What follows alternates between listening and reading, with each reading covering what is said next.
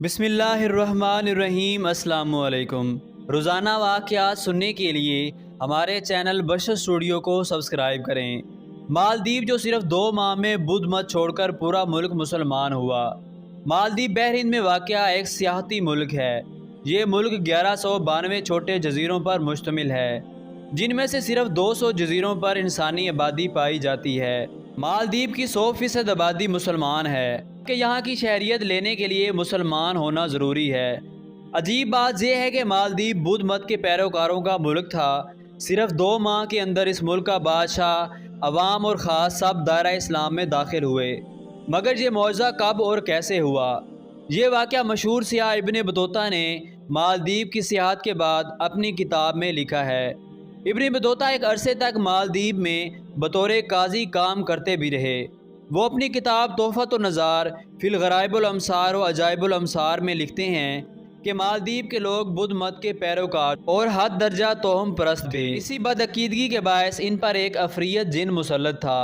وہ عفریت ہر مہینے کی آخری تاریخ کو روشنی اور شمعوں کے جلووں میں سمندر کی طرف سے نمودار ہوتا، اور لوگ سمندر کے کنارے بنے بت خانے میں ایک دو شیزہ کو بناؤ سنگھار کر کے بٹھا دیتے۔ وہ عفریت رات اس بت خانے میں گزارتا اور صبح وہ لڑکی مردہ پائی جاتی اور لوگ اس کی لاش کو جلاتے۔ عفریت کے لیے 2 شیزہ کا انتخاب بذریعہ قرآن اندازی ہوتا تھا۔ اس بار بھی قرآن اندازی میں ایک بیوہ بڑھیا کی بیٹی کا نام نکل آیا۔ اس پر رو رو کر بڑھیا نڈال ہو چکی تھی۔ گاؤں کے لوگ بھی بڑھیا کے گھر جمع تھے۔ دور سے آئے اس مسافر نے بھی بڑھیا کے گھر کا رخ کیا۔ اس کے اختصار پر اسے سب کچھ بتایا گیا کہ عفریت کے مظالم کتنے بڑھ گئے ہیں۔ مسافر نے بڑھیا کو دلاسا دیا اور عجیب خواہش کا اظہار کیا کہ آج رات آپ کی بیٹی کی جگہ بت خانے میں مجھے بٹھایا جائے۔ پہلے تو وہ لوگ خوف کے مارے نہ مانے کہ عفریت غصہ ہوئے تو ان کا انجام بد ہو سکتا ہے، لیکن مرتا کیا نہ کرتا وہ راضی ہو گئے۔ مسافر نے وضو کیا اور بت خانے میں داخل ہو کر قرآن مجید کی تلاوت شروع کر دی۔ عفریت آیا اور کبھی واپس نہ آنے کے لیے چلا گیا۔ لوگ صبح نہار منہ بت خانے کے باہر جمع ہوئے تاکہ لاش جلائی جا سکے، لیکن مسافر کو زندہ دیکھ کر وہ سکتے میں آ گئے۔ یہ مسافر مشہور مسلم دائی مبلغ اور سیاح ابو البرکات بربری تھے۔ ابو البرکات کی آمد اور عفریت سے 2 ہاتھ ہونے کی خبر جنگل میں آگ کی طرح پھیل گئی۔ بادشاہ نے شیخ کو شاہی اعزاز کے ساتھ اپنے دربار میں بلایا۔